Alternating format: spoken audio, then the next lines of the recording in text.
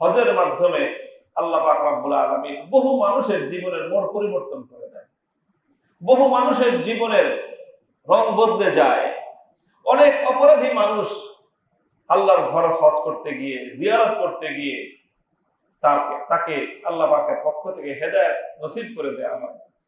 তখন তার জীবন বদলে যায়, তার লাইফস্টাইল চেঞ্জ হয়ে যায়। সে পাপের জীবন ছেড়ে দিয়ে স্বেচ্ছায় নেক জিন্দেগি ধারণ করে, অন্ধকার পথ থেকে আলোর পথে সে ফিরে আসতে পারে। আলহামদুলিল্লাহ আলহামদুলিল্লাহ নাহমাদুহু ওয়া নাস্তাঈনুহু ওয়া নাস্তাগফিরুহু ওয়া নু'মিনু বিহি ওয়া নাতাওয়াক্কালু আলাইহি ওয়া নাশহাদু আল লা ইলাহা ইল্লাল্লাহু ওয়াহদাহু লা শারীকা লাহু ونشهد أن سيدنا ومولانا محمدا عبده ورسوله صلى الله تعالى عليه وعلى آله وأصحابه وبارك وسلم تسليما كثيرا.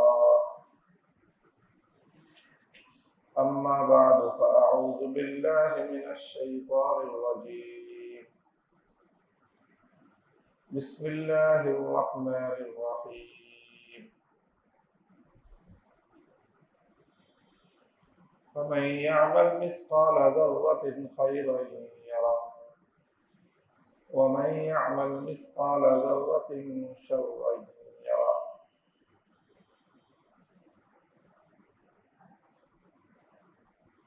صدق الله العظيم.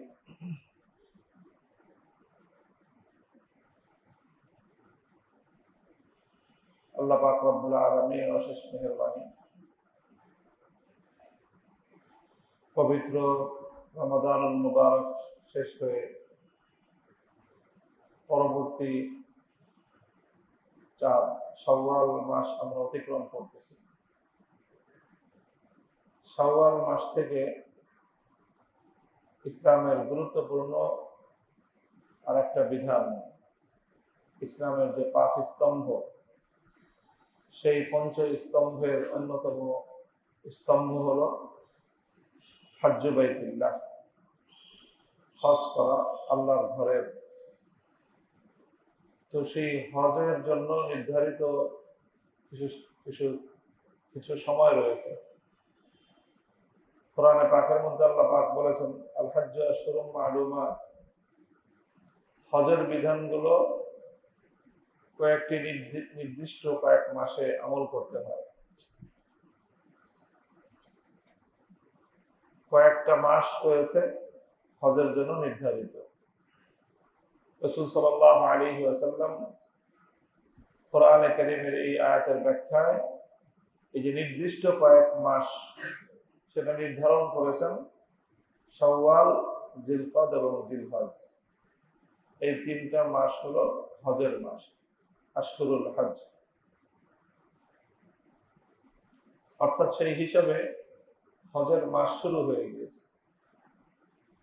যদিও হজ পালিত হবে, আদায় হবে জিলহজ মাসে, কিন্তু হজের আমল এবং হজের সার্বিক কার্যক্রম এটা শাওয়াল মাস থেকেই শুরু হয়ে যায়।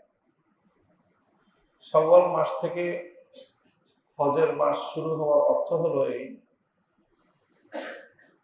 যে প্রাচীনকালে মানুষজন পৃথিবীর এক এক প্রান্ত থেকে তারা সফর করে, ভ্রমণ করে পবিত্র মক্কা নগরীতে আসতে হতো হজ করার জন্য। অনেক দূর দূরান্ত থেকে মানুষকে আসতে হতো, এমন এমন জায়গা থেকে মানুষকে আসতে হতো যেখান থেকে আসতে এক মাসের বেশি সময় লাগে। তো সেই যে হজের সফরের জন্য দীর্ঘ সময়ের প্রয়োজন হতো। কোথাও থেকে 1 মাসের বেশি, 2 মাস 3 মাস সময় লাগতো। তখন তো আর মানুষের এই আধুনিক যুগের যানবাহন ছিল না, পায়ে হেঁটে যাওয়া লাগতো। নদী, নালা, সাগর, মহাসাগর এগুলো পাড়ি দেওয়া লাগতো। এই সকল পাড়ি দেওয়ার জন্য মানুষের কাছে আধুনিক যুগের কোনো দ্রুতগামী যানবাহন থাকতো না। তো সেই জন্য অনেক দীর্ঘ সময়ের পথ অতিক্রম করে, সফর করে একজন মানুষকে আল্লাহর ঘর পর্যন্ত পৌঁছতে হতো। তো এই জন্য হজের মাস হিসেবে শাওয়াল মাস থেকেই আল্লাহ পাক রব্বুল আলামিন হজের মাস হিসেবে এটাকে নির্ধারণ করে ফেলেছেন। এটার আরেকটা বড় কারণ ছিল, সেই যুগে মানুষের চলাচলের রাস্তাঘাটের নিরাপত্তার একটা বিষয় ছিল। মানুষ সফর করবে মাসের পর মাস, রাস্তাঘাটে তাদের নিরাপত্তার প্রশ্ন আছে। রাস্তাঘাটে বিভিন্ন জায়গায়, মরুভূমিতে, পাহাড়ে, জনমানবহীন এলাকা, শত শত নয় হাজার হাজার মাইল পথ চলতে হবে, যেখানে কোনো মানুষ নাই, কোনো বাড়ি ঘর নাই। সেই সব জায়গা দিয়ে মানুষ চলবে, সেখানে কোনো নিরাপত্তার ব্যবস্থা নাই, কোন নিরাপত্তা বাহিনী নাই। আর বিভিন্ন জায়গায় বিভিন্ন দল, উপদল, নানা সম্প্রদায়, তারা রাস্তাঘাটে এরকম ডাকাতি করা, সন্ত্রাসী করা, পথিকদের উপর হামলা চালিয়ে তাদের সহায় সম্পদ ছিনিয়ে নেয়া, এমনকি অনেক জায়গায় তাদের জানের উপর হামলা চালানো, এইসব ঘটনাও ঘটত অহরহ। তো এই জন্য মানুষের জন্য দূর দূরান্তের পথ অতিক্রম করাটা খুব সহজসাধ্য বিষয় ছিল। আল্লাহ পাক রব্বুল আলামিন এই তার পবিত্র বাইতুল্লাহর হজ যাত্রাকে নিরাপদ এবং সহজ করার জন্য এরকম একটা ব্যবস্থা আল্লাহ করেছিলেন, যে আল্লাহ পাক রব্বুল আলামিন কিছু সময়কে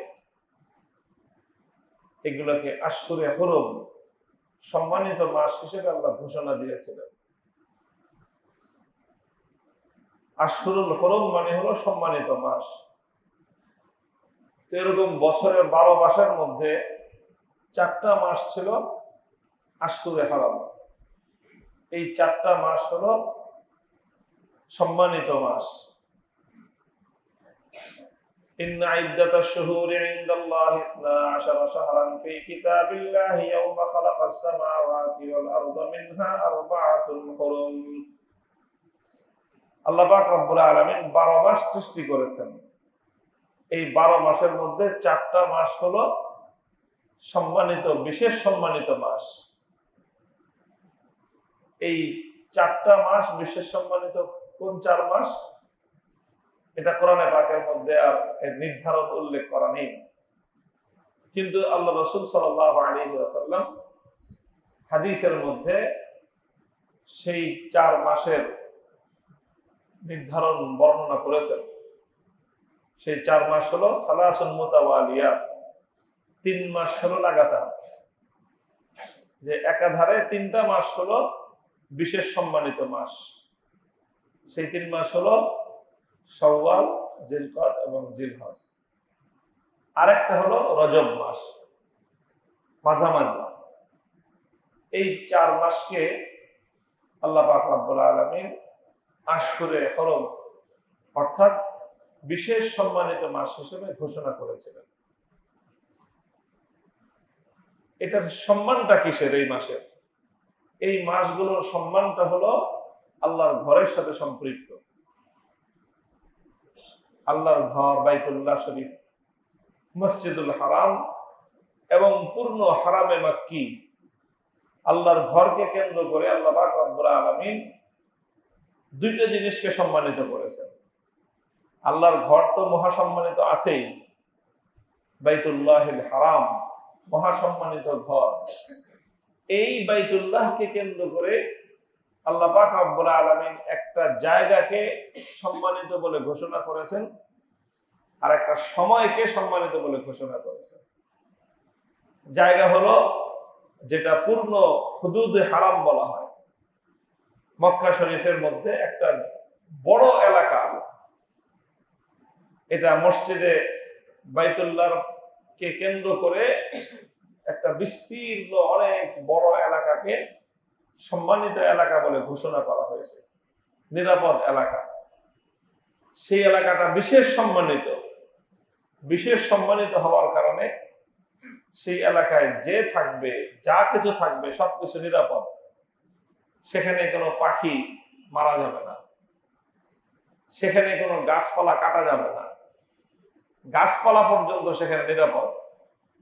গাছের একটা পাতাও বিনা প্রয়োজনে ছিঁড়া যাবে না, ছিঁড়লে গুনাহ হবে এবং তার ক্ষতিপূরণ দিতে হবে।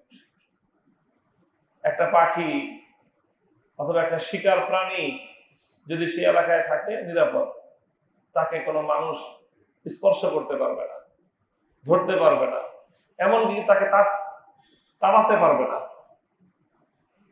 তাকে বিতাড়িত করতে পারবে না। এরকম সম্মানিত এলাকা হলো সেই হুদুদে হারাম। আল্লাহ পাক রব্বুল আলামিন পবিত্র বাইতুল্লাহকে কেন্দ্র করে এই একটা বিস্তীর্ণ এলাকাকে হারাম হিসাবে ঘোষণা করেছে। এটা ওই সম্মানিত এলাকা। ওই সম্মানিত এলাকার মধ্যে যদি কোনো মানুষ চলে যায় তাহলে সেই মানুষটাও নিরাপদ।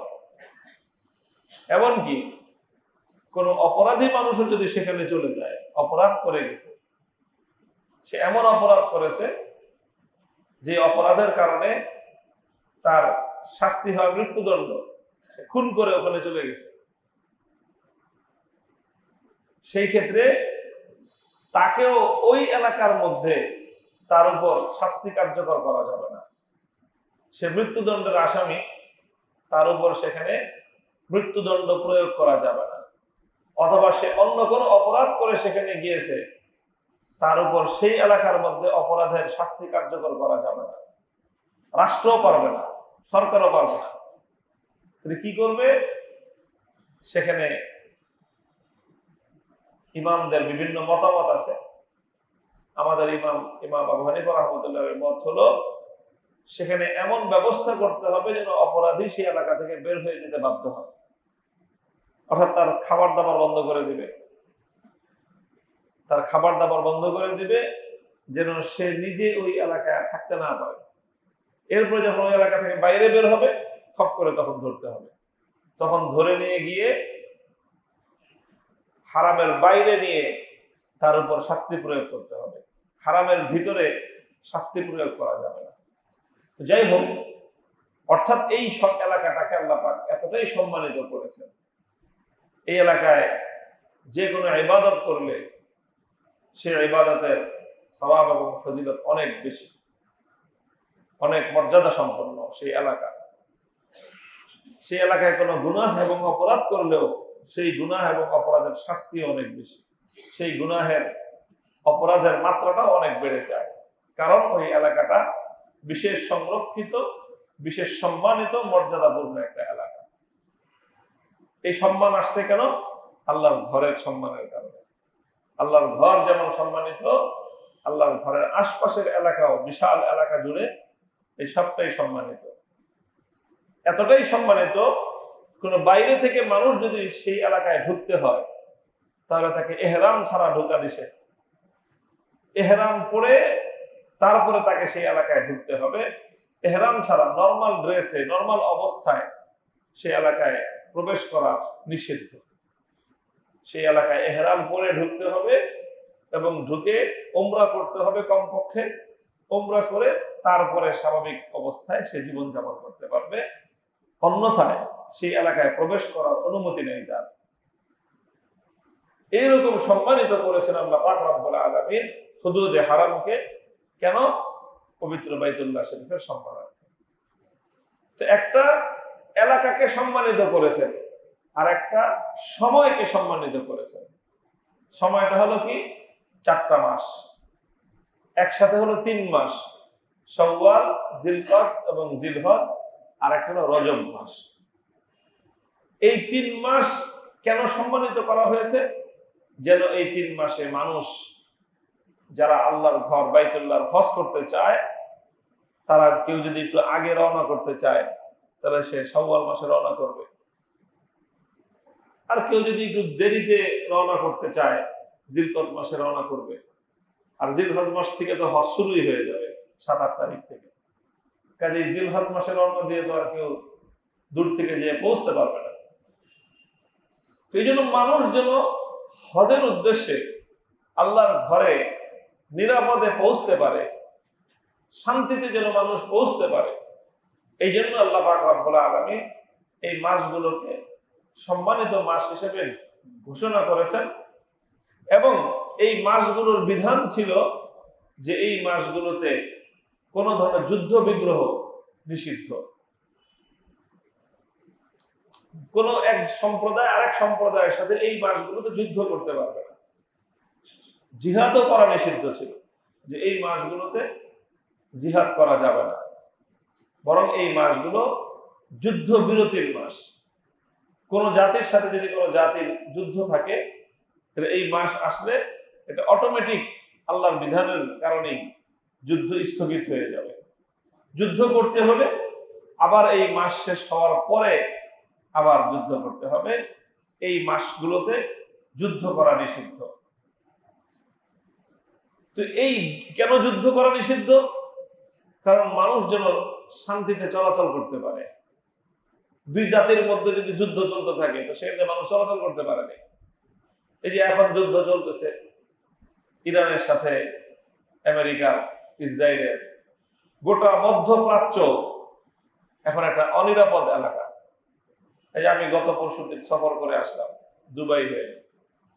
আপনারা জানেন দুবাই এয়ারপোর্ট সারা পৃথিবীর মধ্যে সবচেয়ে গুরুত্বপূর্ণ ট্রানজিট পয়েন্ট, বিশাল এয়ারপোর্ট। এই কিছুক্ষণ পর পর সেখানে সতর্ক সংকেত বাজে, মানে অর্থাৎ ড্রোন হামলার আশঙ্কা। মোবাইলে অ্যালার্ম হয়ে যায়, অ্যালার্ম হওয়ার সাথে সাথে সমস্ত এয়ারপোর্টে একটা সতর্কতা জারি হয়ে যায়। সব মানুষ যার যার কাজ ফেলে এয়ারপোর্টের মাঝখানে চলে আসে, সাইডে থাকে না, যাতে কোনো ড্রোন পড়লেও যেন মানুষের জানমালের ক্ষয়ক্ষতিটা কম হয়। এই অবস্থা চলতেছে, একটা কঠিন আতঙ্কজনক অবস্থা সেখানে বিরাজমান। এখন মানুষের জন্য চলাচল করা, সফর করাটা আশঙ্কাজনক, আতঙ্কের কারণ হয়ে দাঁড়িয়েছে। স্বাভাবিক, যুদ্ধ চলতে থাকলে তো যুদ্ধের মাঝখান দিয়ে চলাচল করা, যাতায়াত করাটা কঠিন। এই জন্য কোথাও যেন কোনো যুদ্ধ না চলে, সারা পৃথিবী যেন এই সময়টায় যুদ্ধ বন্ধ থাকে। এই জন্য আল্লাহ পাক রব্বুল আলামিন প্রাচীনকালে এই বিধান রেখেছিলেন যে এই 3 মাস লাগাতার সারা দুনিয়াতে যুদ্ধ বিগ্রহ বন্ধ থাকবে, যুদ্ধ বন্ধ থাকবে, যুদ্ধ বিরোধী ঘোষণা করা হলো, যাতে মানুষ দূর দূরান্ত থেকে সফর করে বাইতুল্লাহ পর্যন্ত পৌঁছতে পারে। সেই সাথে যারা ডাকাতি করত, সন্ত্রাসী করত, এই মানুষের সম্পদ লুণ্ঠন করাই ছিল যাদের পেশা, সেই সকল অপরাধীরা পর্যন্ত এই মাসগুলোকে সম্মান করত। যার কারণে এই মাসের সম্মানে তারা এই সময়টায় তাদের লুণ্ঠন, লুটপাট, হামলা, ডাকাতি এগুলো বন্ধ রাখত। তাদের অন্তরের মধ্যে আল্লাহ পাক রব্বুল আলামিন এই মাসের সম্মান এবং মর্যাদাটা এই পরিমাণ দান করেছিলেন যে আমাদের বাংলা ভাষায় একটা কথা বলে, চোর হলেও মানুষ ভালো। অর্থাৎ এই মানুষ ডাকাতি করে, লুটপাট করে তারা জীবন ধারণ করে, কিন্তু তারাও এই মাসগুলোতে লুটপাট বন্ধ রাখত, ডাকাতি করা বন্ধ রাখত। চুরি করলেও, ডাকাতি করলেও এই মাসে করা যাবে না। এই মাসগুলো শেষ হলে তারপরে আবার তারা তাদের ডাকাতির কার্যক্রম শুরু করত। এরকম একটা ব্যবস্থা সারা দুনিয়া জুড়ে বিরাজমান ছিল। কি এক আশ্চর্য ব্যবস্থাপনা, যে লুটপাটকারী, লুণ্ঠনকারী, চোর, ডাকাত, সন্ত্রাসী, বদমাশ, সব ধরনের মানুষের অন্তরের মধ্যে আল্লাহ পাক রব্বুল আলামিন এই মাসগুলোর এমন একটা সম্মান এবং মর্যাদা প্রতিষ্ঠিত করে দিয়েছিলেন, যারা তাদের অপরাধ পর্যন্ত বন্ধ করে দিত এই সময়টায়। আর মানুষ শান্তিতে, নিরাপদে পৃথিবীর প্রান্ত প্রান্ত থেকে আল্লাহর ঘর বাইতুল্লাহ পর্যন্ত এসে পৌঁছতে পারতেন। وأذن في الناس بالحج يأتوك رجالا وعلى كل ضامر يأتين من كل فج عميق। আল্লাহ পাক রব্বুল আলামিন তার খলিল ইব্রাহিম আলাইহিস সালাতু ওয়াস সালামকে বলেছিলেন, আপনি মানুষকে আল্লাহর ঘর, ইব্রাহিম আলাইহিস সালাম যখন বাইতুল্লাহ নির্মাণ করবেন, ওনার ঘর, আল্লাহর ঘর ইব্রাহিম আলাইহিস সালাম যখন নির্মাণ করলেন, নির্মাণ শেষেই আল্লাহ পাক বললেন যে আপনি এখানে দাঁড়ায় একটা ঘোষণা দেন, একটা আজান দেন। কিসের আজান? নামাজের আজান না, হজের আজান দেন, হজের এলান করেন। ইব্রাহিম আলাইহিস সালাম আল্লাহকে বলেছেন যে আল্লাহ, এখানে কোনো মানুষ নাই, জন নাই, কেউ নাই, এরকম জনমানবহীন এরকম একটা এলাকা, এখানে সভ্যতা নাই, শহর নাই, নগর নাই, কিছু নাই, পাহাড় পর্বতে ঘেরা এরকম একটা অনুন্নত অনাবাদী, এখানে আমি আপনার মানুষকে হজের জন্য ডাকলে, ঘোষণা দিলে, আজান দিলে কে শুনবে, কে আসবে? আল্লাহ বলেছেন, আরে ঘোষণা দেওয়া আপনার কাজ, আর মানুষের কান পর্যন্ত পৌঁছায় দেওয়া আমি আল্লাহর কাজ।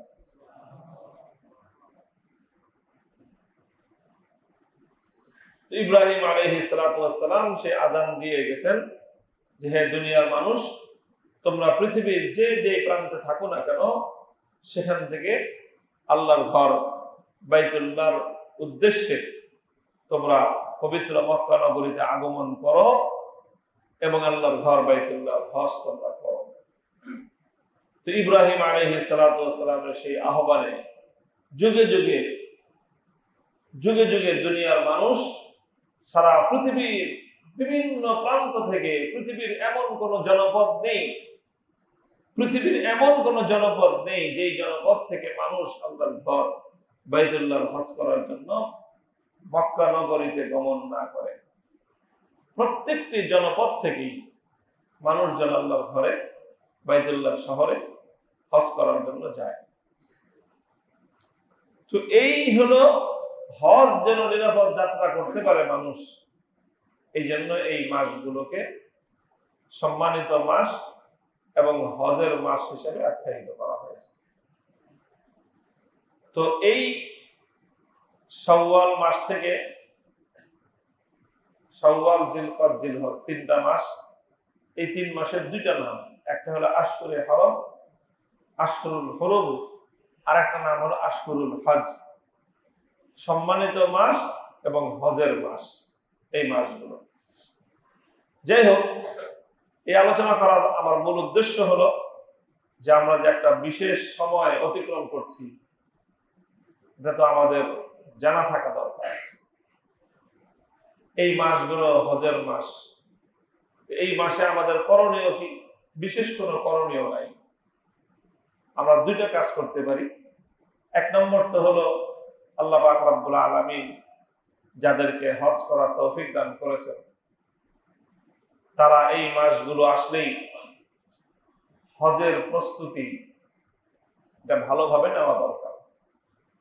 এখন যদিও আমাদের ব্যবস্থাপনা এমন যে নতুন করে প্রস্তুতি নিয়ে এবারে হজে যাওয়া সম্ভব না, কারণ হজে যেতে হলে অনেক আগে থেকেই রেজিস্ট্রেশন করতে হয়, নিবন্ধন করতে হয়।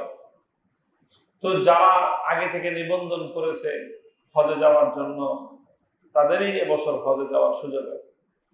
তবে আবার ওই যে কিছু পুনর্নিবন্ধন এর সুযোগ থাকে, সেই সুযোগে এখনো কেউ নিয়োগ করলে অল্প কিছু মানুষ এটা হজে যাওয়ার ব্যবস্থাপনা বিভিন্ন হজ এজেন্সির মাধ্যমে করা যেতে পারে। তো মূল কথা হলো যে যারা হজে যাওয়ার নিয়োগ করেছেন এবং এবছর যাদের হজে যাওয়ার প্রোগ্রাম আছে, তাদের তো আছেই। যাদের হজে যাওয়ার এবছরের প্রোগ্রাম নাই, তাদের জন্য করণীয় কি? তাদের জন্য করণীয় হলো, তাদের মধ্য থেকে কারো উপর যদি হজ ফরজ হয়ে থাকে আর এরকম কোন সুযোগ সন্ধান করা চাই যে কারো কাছে কোনো কোটা খালি আছে কিনা, কোটা আগে থেকে অন্য নামে নিবন্ধন করা আছে, সে যাবে না, তার জায়গায় রিপ্লেসমেন্ট হওয়া সম্ভব। এই রিপ্লেসমেন্ট হয়, বিভিন্ন হজ এজেন্সিরা তারা যে হজের জন্য নিবন্ধন করে, রেজিস্ট্রেশন করে, সেখানে রিপ্লেস হয়। ওই রিপ্লেসের সুযোগে এবছরও যদি কেউ হজে যাওয়ার এখনো নিয়ত করে, তাহলে এটা অসম্ভব না, ওই রিপ্লেস হাজি হিসেবে সেখানে যাওয়া যায়। তো যারা ইতিমধ্যে হজে যাওয়ার নিয়ত করেছেন, রেজিস্ট্রেশন করেছেন, নিবন্ধন করেছেন, তাদের জন্য একটা করণীয় আছে। আর যারা নিবন্ধন করে নাই তাদের জন্য আরেকটা করণীয়। যারা নিবন্ধন করেছেন তাদের করণীয়টা কি? তাদের করণীয় হলো এই, বাস আমি নিবন্ধন করেছি, টাকা জমা দিয়েছি, বাস আমি হজে চলে গিয়েছি, ব্যাপারটাকে এত সরল এবং সহজ মনে না করা। টাকা দিলেই আর ভিসা হলেই, প্লেনের টিকিট কাটলেই সব মানুষ বাইতুল্লাহ শহর মক্কা শরীফে যেতে পারে না। এর জন্য সবচেয়ে বড় প্রয়োজন হলো মহান আল্লাহ পাক রব্বুল আলামিনের তৌফিক। আল্লাহ যদি সুযোগ দেন, আল্লাহ যদি তৌফিক দান করেন, তখনই কেবলমাত্র একজন মানুষের পক্ষে যাওয়া সম্ভব হবে। তো এই জন্য যারা ইতিমধ্যে নিবন্ধন করে টাকা পয়সা জমা দিয়ে হজে যাওয়ার প্রস্তুতি সম্পন্ন করেছেন, তাদের প্রথম কাজ হলো, ভালো কথা, টাকা দিয়েছি, আবেদন করেছি, ভিসা নিয়েছি, যাওয়ার প্রস্তুতি নিয়েছি, কিন্তু নির্ভরতা এই ভিসার উপর আর এই টাকার উপর থাকতে পারবে না। নির্ভর করতে হবে কার উপর? আল্লাহর উপর। যে আল্লাহ, আমি আমার চেষ্টাটুকু করেছি, বাকিটুকু আপনি করেন। আপনি আমাকে আপনার ঘর বাইতুল্লাহ শহরে যাওয়ার ব্যবস্থা করে দেন, আপনি আমাকে সেখানে নিয়ে যান, আপনি আমার যাত্রাকে সহজ করেন। নিজের মনের মধ্যে আল্লাহর প্রতি এইরকম একটা অনুনয়, এরকম একটা দোয়া, এইরকম একটা অনুভূতি, এটা মনের মনোবাঞ্ছা, এটা অন্তরের মধ্যে রাখতে হবে। মাঝে মাঝে দোয়া করতে হবে, আল্লাহর কাছে বলতে থাকতে হবে যে আল্লাহ, আমি নিয়ত করেছি, আপনি আমার এই নিয়তটাকে পূর্ণ করেন। আপনি যদি পূর্ণ না করেন, তাহলে কোনোভাবেই আমার পক্ষে আমার এই নাপাক শরীর নিয়ে, নাপাক আমল নিয়ে, আমার মতো একজন গুনাহগার মানুষ আপনার পবিত্র বাইতুল্লাহর পবিত্র শহরে যাওয়া আমার পক্ষে সম্ভব না। এইভাবে প্রথম কাজ হলো, যারা হজে যাওয়ার নিবন্ধন করেছেন তাদের প্রথম কাজ হলো আল্লাহ রাব্বুল আলামিনের কাছে তৌফিক কামনা করা, এক। দ্বিতীয় নম্বর কাজ হলো তাদের যে হজ শুধুমাত্র টাকা দিয়ে, ভিসা নিয়ে মক্কা শরীফে চলে গিয়ে হোটেলে থাকার নামই হজ না। হজ অনেক গুরুত্বপূর্ণ একটা ইবাদত, অনেক গুরুত্বপূর্ণ একটা আমল, একমাত্র আমল যেটা জীবনে একবারই ফরজ হয়। অন্য সব আমল এটা নিয়মিত ফরজ হয়। নামাজ প্রতিদিন পড়তে হয়, রোজা প্রতি বছর রাখতে হয়, যাকাত প্রতি বছর দিতে হয়, কিন্তু হজ এটা জীবনে একবার ফরজ হয় একজন মানুষের উপর। জীবনে একবার হজ করলেই ফরজ হজ আদায় হয়ে যায়। এই জন্য আর হজের আমলগুলো নিয়মিত করা হয় না। যারা হজ করেছেন তারাই এই আমল করেছেন, যারা হজ করেন নাই তারা কোনোদিন এই আমল করেন নাই, দেখেন নাই। কাজেই হজের আমলগুলো কি কি, সেই আমলগুলো শিক্ষা করা দরকার, আগে থেকে শেখা দরকার। হজের আমল শেখাটা খুব জরুরি জিনিস। তো আমাদের দেশে আলহামদুলিল্লাহ অনেক আয়োজন আছে হজের আমল শেখার। হজের উপর অনেক কিতাবপত্র লেখা আছে, সেই কিতাবগুলো নির্ভরযোগ্য আলেমদের কিতাব পড়ে পড়ে হজে যাওয়ার আগেই নিজে নিজে হজ শিক্ষা করা দরকার। তারপরে হজের প্রশিক্ষণ হয় অনেক জায়গায়, প্র্যাকটিক্যাল ট্রেনিং হয় হজের। সেই প্র্যাকটিক্যাল ট্রেনিং গুলোতেও যদি কেউ অংশগ্রহণ করে হজে যাওয়ার আগেই হজের প্রস্তুতিটা যেন সম্পন্ন করা যায়, সেটার ব্যবস্থা করা চাই। আমাদের দেশের দেখা যায় যে অধিকাংশ মানুষই এমন হয় যে তারা হজে যাওয়ার আগে অন্য সব প্রস্তুতি তো নেয়। হজে গিয়ে ওখানে গিয়ে 1 মাস 1.5 মাসের সফর, খাবে কি খাওয়ার ব্যবস্থা করে, পড়বে কি পড়ার ব্যবস্থা করে, তারপরে সেখানে থাকবে কিভাবে ওষুধপত্রের ব্যবস্থা করে, যাবতীয় সব প্রস্তুতি সে নেয়। কিন্তু একটা প্রস্তুতি সে নেয় না, সেটা হজ কিভাবে করতে হবে সেটা সম্পর্কে কিছু জানে না। বাস গ্রুপ লিডারের সাথে যায়, তারাও বলে দেয় যে অসুবিধা নেই, আমাদের সাথে যাবেন, আমরা সব করা যাবে। ভালো কথা, ভালো মানুষের সাথে যাওয়া, অভিজ্ঞ মানুষের সাথে যাওয়া, আলেম ওলামাদের সাথে হজ করাটা এটা প্রয়োজন, এটার দ্বারা অনেক সহায়তা হয়, সুন্দর হয়। কিন্তু তার অর্থ তো এই না যে আমি নিজে কিছুই জানবার চেষ্টা করব না, নিজে কিছুই শিখবো না। এটা অনুচিত। এটা একজন মানুষের অক্ষমতা এবং একজন মানুষের অনেক বড় একটা দুর্বলতা, ব্যর্থতা এটা। তো এই জন্য যারা হজ করার জন্য নিবন্ধন করেছেন, রেজিস্ট্রেশন করেছেন, তাদের দায়িত্ব এবং কর্তব্য হলো যে হজের জন্য প্রিপারেশন গ্রহণ করা। এটাও একটা উদ্দেশ্য আল্লাহ পাক রব্বুল আলামিন হজের 2.5 মাস আগে থেকে, শাওয়াল মাস থেকে এই মাসগুলোকে হজের মাস হিসেবে ঘোষণা করেছেন। এমনিতেই করেন নাই। হজের মাস হিসেবে ঘোষণা করার অর্থ হলো শাওয়াল হজের মাস, জিলকদ হজের মাস। এর অর্থ হলো যে এই মাসগুলোতে যারা হজ করতে যাবে এবছর, তারা এই মাসগুলোতে হজের প্রস্তুতি গ্রহণ করবে। হজের প্রস্তুতির মধ্যে সবচেয়ে গুরুত্বপূর্ণ প্রস্তুতি হলো যে হজের আমলগুলো, হজের আরাকানগুলো, হজের বিধানগুলো এটা ভালোভাবে রপ্ত করা, ভালোভাবে জেনে নেওয়া। এটা হলো একটা প্রস্তুতি। আর এর বাইরে আরো কিছু প্রস্তুতি আছে, ফিজিক্যাল প্রস্তুতি, শারীরিকভাবে নিজেকে হজের সফরের জন্য যেন উপযুক্ত থাকা যায়, সেই জন্য শারীরিকভাবে ফিটনেস সুন্দর করে রাখা। কারণ এটা একটা কষ্টসাধ্য আমল, এখানে শরীরের পরিশ্রম হয় অনেক। কষ্টসাধ্য এই আমলটা যেন করার মতো যথেষ্ট পরিমাণ শারীরিক সক্ষমতা থাকে, এটার জন্য যদি মানুষের পক্ষে কোনো ধরনের প্রস্তুতি নেওয়া সম্ভব হয়, তাহলে সেই প্রস্তুতিটা নেওয়া চাই। সার্বিক শারীরিক মানসিক শিক্ষা দীক্ষা যাবতীয় সবকিছুর মাধ্যমে একজন মানুষ প্রস্তুত হয়ে সে যেন হজ করতে যায়, এটাই ইসলামের চাহিদা। এই কথাগুলি বললাম যারা হজ করার জন্য নিবন্ধন করেছেন, রেজিস্ট্রেশন করেছেন তাদের জন্য। আর যারা রেজিস্ট্রেশন করেন নাই তাদের মধ্যে 2 শ্রেণী।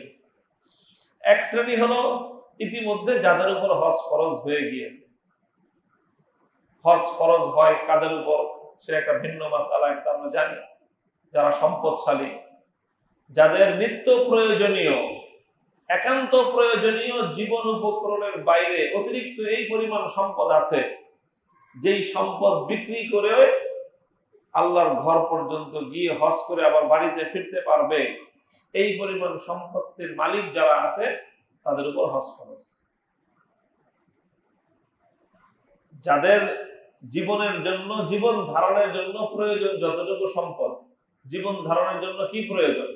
একটা থাকার ঘর, আর 2 সেট কাপড়, ঘরের জরুরি সামানপত্র, আর মানে মাসখানিক চলার জন্য রানিং খরচ। এতটুকু হলো মানুষের একান্ত প্রয়োজনীয় জীবন উপকরণ। এর বাইরে যেই সম্পদ আছে, এর বাইরে জায়গা জমি আছে, যেই জায়গা জমি থেকে উৎপাদিত ফসল দিয়ে মানুষ জীবন চলে, জীবন ধারণ করে, ততটুকু জমিন হলো একান্ত প্রয়োজনীয়। এর বাইরে যেই জমি আছে, যেই জমিটা ফসল উৎপাদনে কাজে লাগে না, এমন জমি পড়ে আছে, সেটা প্রয়োজনের বাইরের জমি। সেই জমি বিক্রি করে যদি হজে যাওয়ার খরচ জুটে যায়, খরচ ব্যবস্থা যদি হয়ে যায়, এখন হজে যেতে খরচ হয় 6-7 লাখ টাকা। অর্থাৎ কারো যদি একান্ত প্রয়োজনের অতিরিক্ত 6-7 লক্ষ টাকার প্রপার্টি থেকে থাকে, তাহলে তার উপরেও কিন্তু হজ খরচ। হজ যাদের উপর খরচ হয়ে যায়, তারা কাল বিলম্ব করাটা অনেক ঝুঁকিপূর্ণ এবং রিস্কি একটা বিষয়। কারণ মানুষের হায়াত মওতের কথা বলা যায়। আমরা যারা মনে করি যে আমি সুস্থ সবল যুবক মানুষ, আমার তো আর এখন মরার কোনো সম্ভাবনা নাই। এই কথাগুলো চিন্তা করাটা এর চেয়ে বড় বোকামি পৃথিবীতে আর কিছুই নেই। দুনিয়াতে মানুষের আসার সিরিয়াল আছে, দাদা আগে আসে, বাপ পরে আসে, ছেলে তারপরে আসে, নাতি তারও পরে আসে। আসার একটা সিরিয়াল আছে, যাওয়ার সিরিয়াল নেই। বহু দাদা দুনিয়াতে থাকতে নাতি দুনিয়া থেকে চলে যায়। অনেক মানুষ নিজের কাঁধে করে নিজের সন্তানকে কবরে নিয়ে দাফন করে দিয়ে আসে। যে আসার সিরিয়াল আছে, যাওয়ার কোনো সিরিয়াল নাই। যার যখন ডাক পড়ে যাবে তখনই তাকে চলে যেতে হবে। তো এই জন্য যাদের উপর একবার হজ ফরজ হয়ে গিয়েছে, হজ না করা অবস্থায় তাদের জন্য থেকে যাওয়াটা এটা মারাত্মক ঝুঁকিপূর্ণ একটা বিষয়। আল্লাহ রাসূল সাল্লাল্লাহু আলাইহি ওয়াসাল্লাম ইরশাদ করেছেন, মান লাম ইয়ামনাহু মিনাল হজ্জি হাজাতুন যাহিরাতুন আও সুলতানুন জাইরুন ফামাতা ফালইয়ামুত ইনশাআ ইয়াহুদিয়্যান ওয়া ইনশাআ নাসরানিয়্যান। যার উপর হজ ফরজ হয়ে গেল, হজ পালনে তার জন্য কোনো বাধা নাই, শারীরিক বাধা নাই, আর্থিক অসঙ্গতি তার নাই, এবং তার উপরে প্রশাসনিক কোনো রেস্ট্রিকশনও নাই। এইরকম কোন মানুষ যদি থাকে যে হজ ফরজ হয়ে গিয়েছে, হজ করতে তার কোনো বাধা নাই, এই অবস্থায় যদি হজ না করে সে মারা যায়, আল্লাহ রাসূল সাল্লাল্লাহু আলাইহি ওয়াসাল্লাম বলেন, ও বেটা ইহুদি হয়ে মরলো না খ্রিস্টান হয়ে মরলো, অর্থাৎ সে ঈমান নিয়ে মরলো না বেঈমান হয়ে মরলো, এটা নিয়ে আল্লাহ এবং তার রাসূলের কোনো পরোয়া নাই। সে যেভাবে ইচ্ছা সেভাবে মরে যাক, ধ্বংস হয়ে যাক, এটা নবী করিম সাল্লাল্লাহু আলাইহি ওয়াসাল্লামের মুখের ভাষা। এটা আল্লাহর নবীর মুখের ভাষা। আমরা একজন মানুষ সম্পর্কে কখন বলি তো তুই যে ধ্বংস হয়ে যা, তুই যে মরে যা, কখন বলে একটা মানুষ সম্পর্কে একটা কথা? এই জাতীয় কথা স্বয়ং রাহমাতুল লিল আলামিন মুহাম্মদুর রাসূলুল্লাহ সাল্লাল্লাহু আলাইহি ওয়াসাল্লাম বলতেছেন ওই ব্যক্তির ব্যাপারে, যেই ব্যক্তির উপর হজ ফরজ হয়ে গেল অথচ হজ ফরজ হওয়ার পর বিনা কারণে সে বিলম্ব করতেছে। বিনা কারণে আমাদের সমাজে বেশ কিছু কুসংস্কার আছে, সেই সকল কুসংস্কারের কারণে মানুষ হজ করতে বিলম্ব করে। এক নম্বর কুসংস্কার, অনেকে মনে করে যে হজ করার বয়স হয়নি এখনো।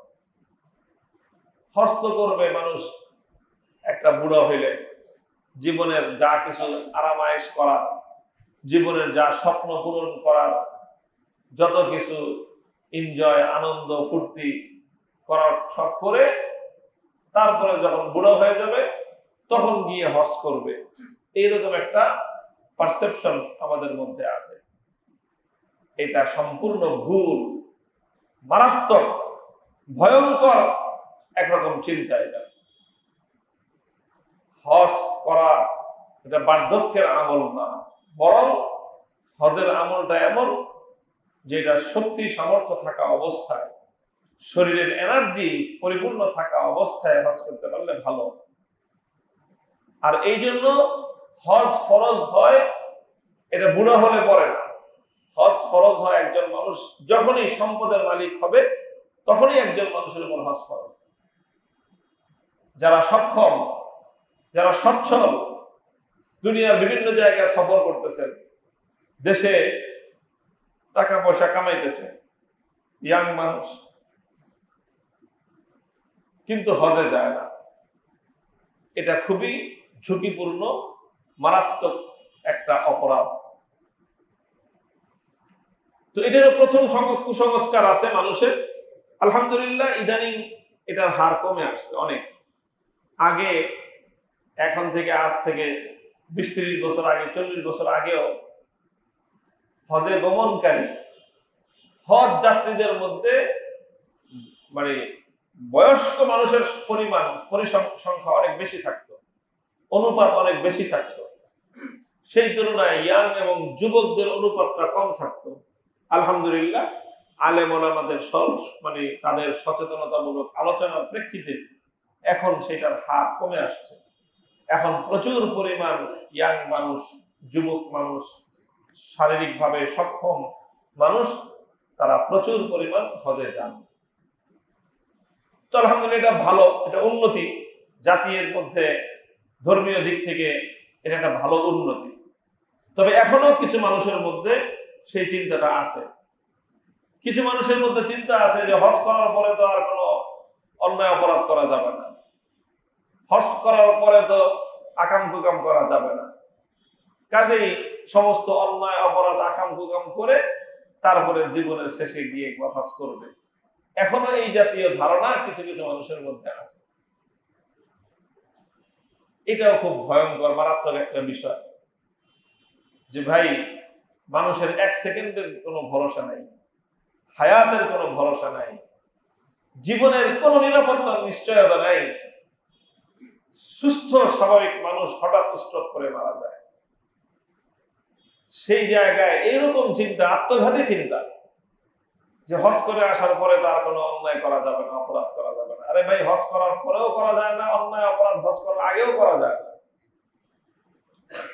একমাত্র সেই মানুষ নিশ্চিন্তে নির্বিঘ্নে অপরাধ করতে পারে যার কাছে এরকম গ্যারান্টি আছে যে সে মরবে না। যদি কারো কাছে এরকম গ্যারান্টি থাকে তার জীবনের নিরাপত্তার মতো, তাহলে সে নিশ্চিন্তে অপরাধ করতে পারে। এরকম গ্যারান্টি নিশ্চয়তা দুনিয়ার কোন মানুষের কাছে আছে? কারো কাছে নাই। কাজেই যেহেতু নিশ্চয়তা নাই, যেহেতু কোনো গ্যারান্টি নাই, কাজেই কোনো মানুষ নিশ্চিন্তে নির্বিঘ্নে অপরাধ করে যাবে, আল্লাহর বিধান লঙ্ঘন করে যাবে, এটা দুনিয়ার কোনো মানুষের পক্ষে করাটা, এটার সুযোগ নাই, এটা শোভা পায় না। তাহলে এটা হলো কাজেই এই যে চিন্তাগুলো, দুইটা চিন্তার কথা বললাম, কুসংস্কার।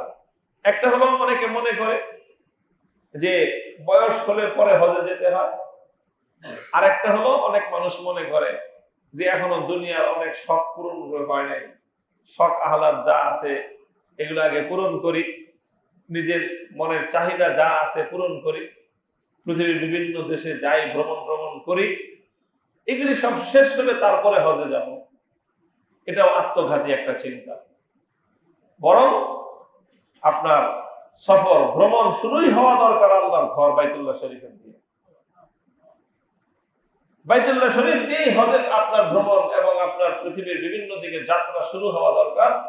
যে আল্লাহ যদি দেশের বাইরে নেয় তাহলে সর্বপ্রথম আল্লাহর ঘরে যাব, এটা হওয়া দরকার মানসিকতা। আলহামদুলিল্লাহ এখন অনেক মানুষ আমাদের দেশ থেকে এরকম আছে যারা নিয়মিত আল্লাহর ঘর বাইতুল্লাহ সফর করতে যান। এটা হলো দ্বিতীয় কুসংস্কার, এটা থেকে আমাদের মুক্ত হওয়া দরকার। বরং হজের মাধ্যমে আল্লাহ পাক রব্বুল আলামিন বহু মানুষের জীবনের মোড় পরিবর্তন করে দেয়, বহু মানুষের জীবনের রং বদলে যায়। অনেক অপরাধী মানুষ আল্লাহর ঘর হজ করতে গিয়ে, জিয়ারত করতে গিয়ে তাকে আল্লাহ পাকের পক্ষ থেকে হেদায়েত নসিব করে দেওয়া হয়। তখন তার জীবন বদলে যায়, তার লাইফস্টাইল চেঞ্জ হয়ে যায়। সে পাপের জীবন ছেড়ে দিয়ে স্বেচ্ছায় নেক জিন্দেগি ধারণ করে, অন্ধকার পথ থেকে আলোর পথে সে ফিরে আসতে পারে। তো এই সুযোগ আমি কেন নেব না? আল্লাহর ঘর দেখলে, আল্লাহর ঘর জিয়ারত করলে, সেখানকার আল্লাহর ঘরের সংস্পর্শে, আল্লাহর ঘরের ছোঁয়ায় অনেক মানুষের হৃদয়ে এক বিপ্লব সাধিত হয়ে যায়। তার কাছে আগে যা ভালো লাগতো আল্লাহর ঘর দেখার পরে সেগুলো আর ভালো লাগে না তার কাছে, সেগুলো তার কাছে বিরক্তির উদ্রেক হয়। যে আগে নাচ গানে মত্ত থাকতো, অনেক মানুষ এমন আছে যে নেশা পানি করত, অন্ধকার জগতে সে বাসিন্দা ছিল, সে নানা ধরনের অপরাধের মধ্যে সে অভ্যস্ত ছিল। আল্লাহর ঘর দেখার পর, আল্লাহর ঘর ছোঁয়ার পর, পবিত্র মসজিদে হারামের সেই নুরানি পরিবেশে যাওয়ার পর তার ভিতর থেকে এক বিপ্লব, একটা ব্যাপক পরিবর্তনের সূচনা হয়। তখন তার হৃদয় তাকে বলে যে তুমি আর এই অন্ধকার পথে যেও না। তখন যে আলোকিত এক জীবন মানুষের অর্জন হয়, তখন তার আত্মার মধ্যে এক স্বর্গীয় প্রশান্তি সে দুনিয়াতে অনুভব করে, শান্তির জীবন সে দুনিয়াতেই যাপন করে যেতে পারে। পাপের পথে কোনোদিন মানুষের আত্মার প্রশান্তি হয় না। হ্যাঁ, মানুষ কিছু আনন্দ ফুর্তি করতে থাকে, কিন্তু এক ধরনের অপবিত্রতার গ্লানি মানুষকে কুরে কুরে খেতে থাকে। এই জন্য এই কুসংস্কার থেকে বের হয়ে আসা উচিত। হ্যাঁ, এখন আমি পরিপূর্ণ আল্লাহর বিধান মানতে পারতেছি না, চেষ্টা করি, কিন্তু এইরকম চিন্তা কেউ করবো না যে ভালো হয়ে তারপরে হজে যাব। এটা আত্মঘাতী চিন্তা। ভালো হয়ে ভাই হজে যাওয়ার দরকার নাই। হজ করেন, আল্লাহ পাক হজের উসিলায় ভালো করে দিতে পারে। ভালো হয়ে হজ করব এইরকম চিন্তা ইসলাম এলাও করে না। আল্লাহ নবী এই চিন্তাকে এলাও করেন নাই। দ্বিতীয় কুসংস্কার, 3 নম্বর কুসংস্কার আছে আমাদের সমাজে আরেকটা। ছেলে মেয়ে বড় হয়েছে, এদেরকে বিয়ে শাদী না দিয়ে হজ করতে যাওয়া যাবে না। আরে ভাই, ছেলে মেয়ে বড় হয়েছে, আল্লাহ পাক বিয়ের বিধান দিচ্ছেন, চেষ্টা করেন।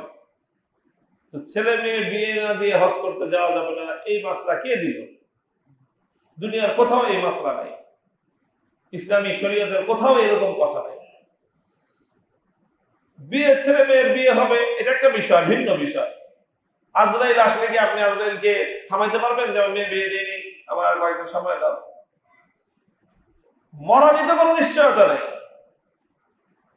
ছেলে মেয়ে বিবাহের উপযুক্ত রেখে কত মানুষ দুনিয়া থেকে বিদায় নিয়ে কবর জগতে চলে যাচ্ছে। কত স্বপ্ন ছিল ছেলেকে বিয়ে করাবে, মেয়েকে বিয়ে দিবে, আবার ধুমধাম করবে, এই করবে সেই করবে। শেষ পর্যন্ত এই সব অসম্পূর্ণ অবস্থায় থেকে সাদা কাফনে জড়ায় নিজেরই কবরে চলে যেতে হয়। জীবনের নাই কোনো নিশ্চয়তা, আর স্বপ্ন দেখে ছেলে মেয়ে সব বিয়ে শাদী করায় দিয়ে সব দায়িত্ব কাঁধের থেকে নামায় দিয়ে রিল্যাক্স মুডে সে হজে যাবে। এগুলো হলো শয়তানি চিন্তা। অর্থাৎ শয়তানের পক্ষ থেকে মানুষের মাথার মধ্যে এই ধরনের চিন্তা এটা প্রবেশ করানো হয় একজন মানুষকে আল্লাহর গুরুত্বপূর্ণ বিধান থেকে বঞ্চিত করার জন্য, যাতে সে হজ করতে না পারে। তো এইরকম চিন্তা করবো, ছেলে মেয়ে বিয়ের উপযুক্ত, আল্লাহর ঘরে গিয়ে দোয়া করে আসি যে আল্লাহ যেন আমার সন্তানদের ভালো বিবাহের ব্যবস্থা করে দেয়। এই দোয়া করার জন্য পৃথিবীতে আল্লাহর ঘর ছাড়া আর এর চেয়ে উত্তম জায়গা কোথায় হতে পারে? আমাদের চেষ্টার দ্বারাই কি আমাদের সন্তানদের ভালো বিবাহের ব্যবস্থা হয়ে যাবে যদি আল্লাহর পক্ষ থেকে মঞ্জুরি না হয়? আল্লাহর পক্ষ থেকে মঞ্জুরির জন্য তো আমাকেই সর্বপ্রথম আমার সন্তানের জন্য দোয়া করতে হবে। হ্যাঁ আল্লাহ, আপনি আমার সন্তানের ভালো বিবাহের ব্যবস্থা করে দেন। এই দোয়াটা আমার চেয়ে আমার সন্তানের জন্য পৃথিবীতে আর কে বেশি আন্তরিক ভাবে করবে বলেন? এই দোয়াটা তো আমাকে আল্লাহর কাছে করতে হবে। আর আমি যখন আল্লাহর কাছে দোয়া করব, এই দোয়া করার জন্য আল্লাহর ঘরের চত্বর ছাড়া এর চেয়ে উত্তম জায়গা পৃথিবীতে আর কোনটা হতে পারে? কাজে এই জন্য এই চিন্তাগুলো করা ঠিক না। এই জাতীয় চিন্তা, এগুলো কুসংস্কার। এই জাতীয় চিন্তা শরীয়ত বিরোধী চিন্তা। এই ধরনের চিন্তা ইসলাম অসমর্থিত চিন্তা। আল্লাহ পাক রব্বুল আলামিন আমাদের সকলকে বুঝার তৌফিক দান করেন। সর্বশেষ কথা হলো, আল্লাহ পাক রব্বুল আলামিন আর যাদের হজ করার সামর্থ্য এখনো হয় নাই, টাকা নাই, পয়সা নাই, সচ্ছলতা নাই, দারিদ্র্যের কষাঘাতে জীবন জর্জরিত, হজ করার সামর্থ্য যাদের নাই, তাদের দায়িত্বটা কি? তাদের দায়িত্ব হলো হজের মাস আসছে, এখন হৃদয়ে একটা আবেগ অনুভব করা, একটা আক্ষেপ অন্তরের মধ্যে লালন করা যে আল্লাহ, আপনার কত বান্দারা আপনার ঘরে যাচ্ছে, আমি আপনার একটা বান্দা। আপনি আমাকে দরিদ্র করেছেন, আপনি আমাকে অর্থনৈতিক সচ্ছলতা দেন নাই, এটা নিয়ে আমার কোনো অভিযোগ নাই। তবে আল্লাহ, আপনি তো চাইলে আপনার গরিব বান্দাকেও আপনি আপনার ঘর জিয়ারত করাইতে পারেন। আল্লাহ পারেন না? আল্লাহ পারেন। আল্লাহ সবকিছু পারেন। তো আল্লাহর কাছে দোয়া করা যে আল্লাহ, আমি জানি না আপনি কেমনে নেবেন, আপনি আমাকে আপনার ঘর বাইতুল্লাহ হজ করার তৌফিক দান করেন। এই আবেগ নিয়ে যাদের হজের সচ্ছলতা নেই, হজ যাদের উপর ফরজ হয় নাই, তারাও আল্লাহর ঘর জিয়ারত করার একটা আবেগ, একটা আক্ষেপ নিয়ে আল্লাহর কাছে দোয়া করা চাই। আল্লাহ যদি দোয়া মঞ্জুর করেন, তারপরে যাবতীয় সব ব্যবস্থাপনা কোত্থেকে হবে, অকল্পনীয় ভাবে দেখা যাবে যে হজ করার ব্যবস্থা হয়ে গেছে। কিন্তু আল্লাহর কাছে চাইতে হবে, আল্লাহর কাছে নিজের আবেগটাকে প্রকাশ করতে হবে, আল্লাহর কাছে বলতে হবে। আল্লাহর কাছে বললে নাও যদি হয়, এই যে আবেগ এবং আমি আক্ষেপ প্রকাশ করলাম, আমি আমার আকাঙ্ক্ষা আল্লাহর কাছে ব্যক্ত করলাম, এটাও নেক কাজের আকাঙ্ক্ষা ব্যক্ত করা, এটাও একটা নেক কাজ। হজের আকাঙ্ক্ষা ব্যক্ত করা এটাও নেক কাজ, এটার দ্বারাও সওয়াব হাসিল হবে। আল্লাহ পাক রব্বুল আলামিন আমাদের যাদেরকে আল্লাহর ঘর জিয়ারত করা তৌফিক দিয়েছেন, বারবার আল্লাহর ঘর জিয়ারত করা তৌফিক দান করেন, বারবার হজ করার তৌফিক দান করেন। যাদের হজ করার তৌফিক হয় নাই, তাদেরকে আল্লাহ পাক রব্বুল আলামিন অতি দ্রুত হজে যাওয়া তৌফিক দান করেন। আল্লাহর ঘর পবিত্র বাইতুল্লাহ শরীফের ছোঁয়ায়, তার স্পর্শে আমাদের জীবনে আল্লাহ পাক রব্বুল আলামিন স্বর্গীয় শুভ্রতা দান করেন। ও আখিরু দাওয়ানা